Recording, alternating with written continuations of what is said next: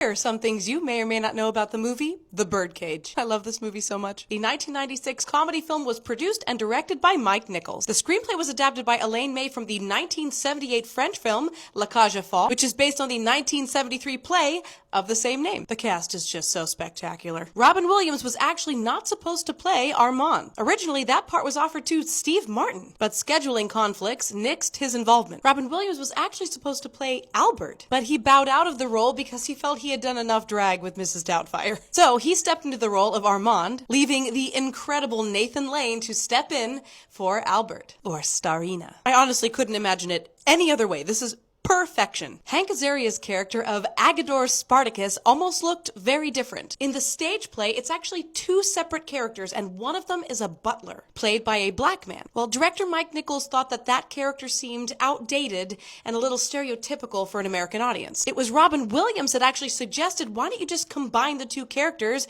and give it to Hank Azaria? And that's exactly what happened. Hank Azaria realized that the accent that he's doing is actually unconsciously based on his grandmother. This scene was obviously mostly improvised by the incredible Robin Williams. The cast wasn't really allowed to improvise much, and this was not in the script, so on the break, he and Vincent Patterson, the choreographer, came up with a little dance history lesson, and the rest is history.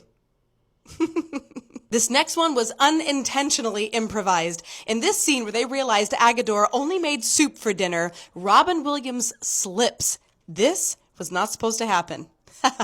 But everybody kept their composure, and that mess up became absolute comedy gold in the movie. I'm so glad they kept it in. I pierced the toast. It's so good, and the chemistry the two of them have. We miss you, Robin Williams. He really was there for his co-star Nathan Lane when Oprah tried to out him on national TV, which not cool, Oprah. He diverted her inappropriate probing messages with a fun joke, as of course Robin Williams would, and they were able to move on with the interview. This obviously would have been a hilarious set to be on, and Mike Nichols, the director, actually had to sometimes put his chair in another room so that he wouldn't mess up the takes from laughing too hard. I don't blame you, man. I would probably have to do the same thing. This is one of my favorite Gene Hackman movies, and not just because of this last scene. Gene Hackman, Callista Flockhart, and Diane Weist play the perfect, conservative family, and it's such a great juxtaposition to everything else that's going on. And you add Christine Baranski, this cast is so amazing. This is not one of those cult classic movies that didn't do well in the box office and then gained a following afterwards. It did really well when it first came out, and it became one of the few major studio films centered around queer characters that did that well, and we love to see it. What's your favorite part? Tell me in the comments. Like and follow for more.